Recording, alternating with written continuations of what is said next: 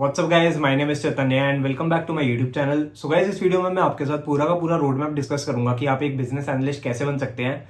चाहे आप एक कॉलेज स्टूडेंट है, चाहे आप एक फ्रेशर है, चाहे आप एक एक्सपीरियंस प्रोफेशनल है, मैं सारी की सारी बातें आपके साथ डिटेल में डिस्कस करूंगा जो भी आपको माइंड में रखनी होंगी एक बिजनेस एनालिस्ट बनने के लिए। सो गाइज, इस वीडियो को एंड तक जरूर देखना। इस वीडियो के एंड में मैं आपको सारे के सारे फ्री रिसोर्सेज प्रोवाइड कराऊंगा जहां से आप वो सारी की सारी स्किल्स सीख सकते हैं जो एक बिजनेस एनालिस्ट बनने के लिए चाहिए होती हैं।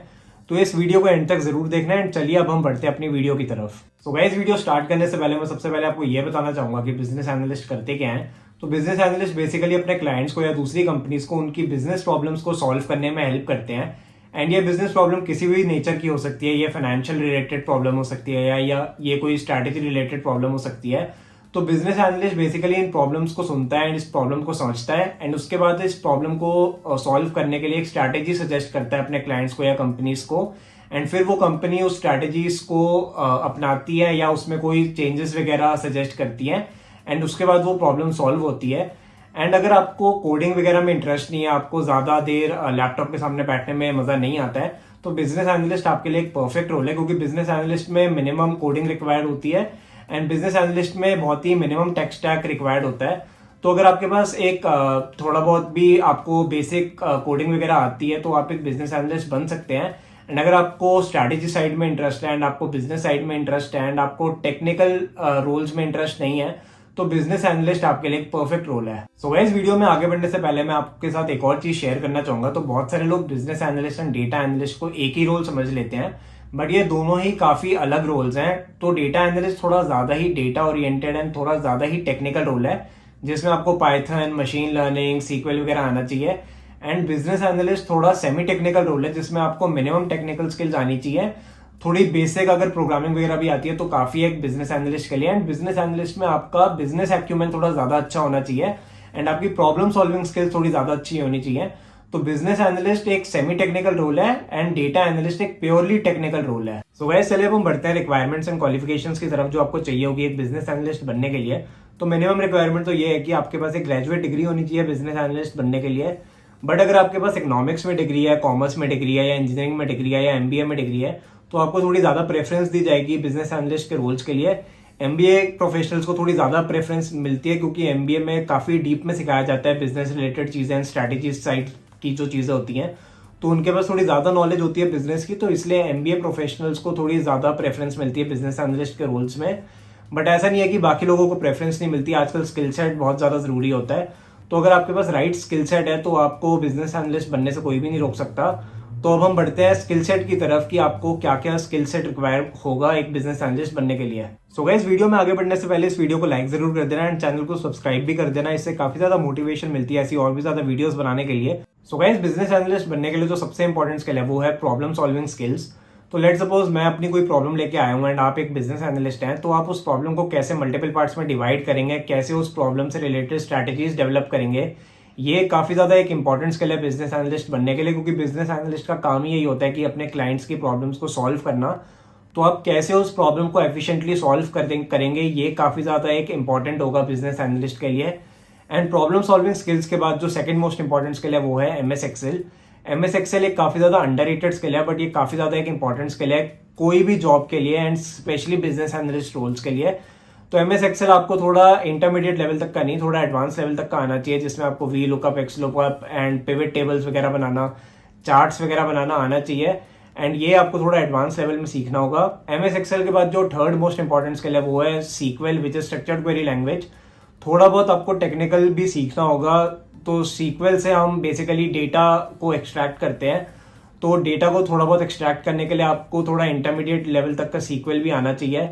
एंड सीक्वल के बाद थोड़ा आपको डैशबोर्डिंग आनी चाहिए। तो डैशबोर्डिंग में अगर आपने टैबलू एंड पावर बीआई सीख लिया तो वो काफी ज्यादा अच्छा होगा, क्योंकि आप कोई भी जब प्रॉब्लम को सॉल्व कर रहे होंगे तो उसको रिप्रेजेंट करने के लिए आपको थोड़ा बहुत टैबलू, डैशबोर्डिंग या पावर बीआई सीखना होगा, ताकि आप उसको थोड़ा एक अच्छे से रिप्रेजेंट कर सके अपने क्लाइंट्स के सामने या अपने स्टेक होल्डर्स के सामने। एंड टैबलू और पावर बीआई के बाद आपको एमएस पावर पॉइंट आना चाहिए। एक प्रेजेंटेशन स्किल्स आपकी काफी ज्यादा अच्छी होनी चाहिए, ताकि आप अपने स्टेक होल्डर्स के सामने या क्लाइंट्स के सामने एक इफेक्टिव वे में प्रेजेंटेशन दे सके एंड वो प्रेजेंटेशन काफी ज्यादा अच्छे से होनी चाहिए। तो एक ये वाली स्किल काफी ज्यादा इंपॉर्टेंट होती है बिजनेस एनालिस्ट बनने के लिए। आपको MS पावर पॉइंट काफ़ी ज़्यादा अच्छे से सीखना होगा, आपको MS एक्सेल भी काफ़ी ज़्यादा अच्छे से सीखना होगा। एंड इन सारी स्किल्स के बाद जो आपकी सॉफ्ट स्किल्स होती हैं, एक स्टोरी टेलिंग स्किल होती है, तो ये आपको और भी ज़्यादा अच्छे से सीखना होगा कि आपकी जो भी रिसर्च है, जो भी आपने एनालिसिस करी, जो भी आपने स्ट्रैटेजीज डेवलप करी है उस प्रॉब्लम को सॉल्व करने के लिए, वो आपको अपने क्लाइंट को काफ़ी इफेक्टिव वे में समझानी है। तो वो आप ऐसे ही समझा सकते हैं कि आप पहले तो एक काफ़ी इफेक्टिव पावर पॉइंट प्रेजेंटेशन बनाएं, एंड उस पावर पॉइंट प्रेजेंटेशन को जब आप एक्सप्लेन कर रहे होंगे तो उसमें आपकी स्टोरीज टेलिंग स्किल्स देखी जाएंगी कि आप उस पावर पॉइंट को कैसे एक्सप्लेन कर रहे हैं, कितना इफेक्टिवली एक्सप्लेन कर पा रहे हैं। तो इसलिए स्टोरी टेलिंग स्किल्स भी आनी चाहिए। एंड अगर आपने ये सारी स्किल्स काफ़ी ज़्यादा अच्छे से सीख लिया एंड आपने इन स्किल्स को एस कर लिया, तो आप एक सक्सेसफुल बिजनेस एनालिस्ट जरूर बन सकते हैं। सो गाइस, चलिए अब हम बात करते हैं रेज्यूमे क्रिएशन की, जो आपको चाहिए होगा एक बिजनेस एनालिस्ट रोल में अप्लाई करने के लिए। तो जो भी आपका रेज्यूमे होगा उसमें आपको ये सारी की सारी स्किल्स मेंशन करनी होगी जो भी मैंने आपको बताई हैं। जो 4 मोस्ट इंपॉर्टेंट स्किल्स हैं वो हैं MS Excel, MS PowerPoint, Tableau and SQL. ये 4 स्किल्स आपको हमेशा मेंशन करनी है अपने रेज्यूमे में, ताकि आपका रेज्यूमे शॉर्टलिस्ट हो सके। क्योंकि अगर आपका रेज्यूमे शॉर्टलिस्ट नहीं होगा तो आपको कभी भी कॉल नहीं आएगी एंड आपका इंटरव्यू वगैरह नहीं हो पाएगा। तो ये 4 स्किल्स आपको जरूर मेंशन करनी होगी। एंड हाँ, आपको 5वीं स्किल जो प्रॉब्लम सॉल्विंग स्किल है, ये तो सबसे ज्यादा इंपॉर्टेंट स्किल है, तो इसको तो हमेशा टॉप पे मेंशन करना जब भी आप अपने रेज्यूमे को एडिट वगैरह कर रहे होंगे। तो स्किल सेक्शन में आप problem solving, MS Excel, MS PowerPoint, Tableau and SQL, ये सारी स्किल जरूर मेंशन करना। ये आपके रेज्यूमे की शॉर्टलिस्ट होने की प्रोबेबिलिटी बढ़ा देगी। एंड इसके अलावा आप अपनी जो लिंक्डइन प्रोफाइल है उसको काफ़ी ज़्यादा अच्छे से बनाइए, अपनी एक फॉर्मल सी प्रोफाइल पिक्चर लगाइए एंड उसमें आप अपनी सारी की सारी स्किल्स ऐड कीजिए, अपने प्रोजेक्ट्स ऐड कीजिए, अपना एक्सपीरियंस वगैरह ऐड कीजिए। अगर आपके पास इंटर्नशिप एक्सपीरियंस है तो वो ऐड कीजिए। एंड अपने फ्रेंड्स एंड फैमिली मेम्बर्स को बोलिए एंड अपने कॉलीग्स को बोलिए कि आपको आपके स्किल्स पे इंडोर्स वगैरह करें।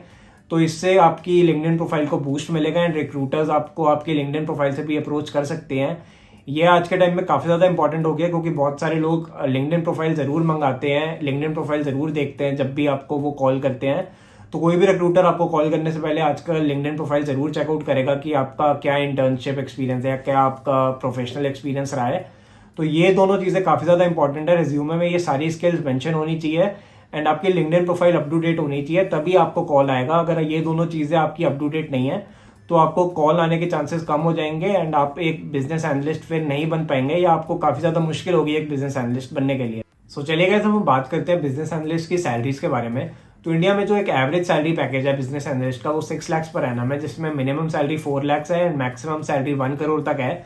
जो हमारी टॉप मैनेजमेंट कंसल्टिंग फर्म्स हैं जैसे कि BCG है, बेन है, मैकेंसी है, इनमें सैलरी पैकेजेस बिजनेस एनालिस्ट के 1 करोड़ तक बड़े आराम से होते हैं, क्योंकि ये मैनेजमेंट कंसल्टिंग फर्म्स हैं। इनका काम ही यही होता है कि दूसरी कंपनीज की प्रॉब्लम्स को सॉल्व करना। एंड इसके बाद हमारी बिग 4 कंपनीज है, Deloitte, KPMG, EY and PwC। इनमें भी जो बिजनेस एनालिस्ट होते हैं उनको भी काफ़ी ज़्यादा अच्छी सैलरीज दी जाती है, क्योंकि ये भी कंसल्टिंग फर्म्स हैं। इनका भी यही काम होता है कि दूसरी कंपनीज की प्रॉब्लम्स को सॉल्व करना। तो जो ये हमारी 7 कंपनीज हैं, बिग 4 कंपनीज, और जो हमारी टॉप मैनेजमेंट कंसल्टिंग फर्म्स हैं, ये इंडस्ट्री लेवल से थोड़ी ज़्यादा ही सैलरीज देती हैं, क्योंकि इनका मेन काम ही वही है। एंड फिर जो बाकी की सर्विस बेस्ड कंपनीज हैं उनमें थोड़ी नॉमिनल सैलरीज ही होती है बिजनेस एनालिस्ट की। तो अगर आपके पास MBA डिग्री है तो आपके चांसेस काफ़ी ज़्यादा अच्छे हैं इन 7 कंपनीज में सिलेक्शन होने के। तो आप अकॉर्डिंगली अप्लाई कर सकते हैं। ऐसा नहीं है कि MBA वाले ही उन कंपनीज में जाते हैं। अगर आपके पास फाइनेंस में डिग्री है या इंजीनियरिंग में डिग्री है या कॉमर्स में डिग्री है, तब भी आप इन कंपनीज में जा सकते हैं। आप अपने रिज्यूमे को अच्छी शेप दीजिए एंड अपनी LinkedIn profile up to date रखिए, तो आपका सिलेक्शन जरूर इन टॉप कंपनीज में हो सकता है। तो गाइस, इसी के साथ ये वीडियो एंड होती है। आई होप ये वीडियो आपको अच्छी लगी हो। अगर ये वीडियो आपको अच्छी लगी हो तो प्लीज इस वीडियो को लाइक कीजिए एंड चैनल को सब्सक्राइब भी कीजिए। I will see you all in my next video. Have a great day ahead. Till then, take care and bye bye.